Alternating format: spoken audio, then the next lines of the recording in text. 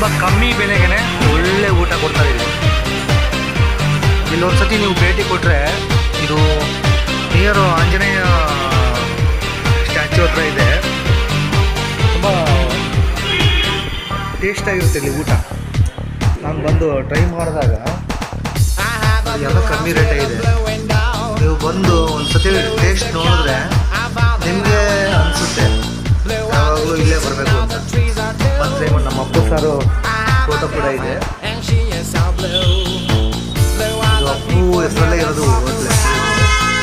ತುಂಬ ಟೇಸ್ಟಾಗಿರುತ್ತೆ. ಇಲ್ಲಿ ಬಂದು ನೀವು ಟೇಸ್ಟ್ ನೋಡಿದ್ರೆ ಗೊತ್ತಾಗುತ್ತೆ. ತುಂಬ ನೀಟ್ನೆಸ್ ಆಗಿರುತ್ತೆ.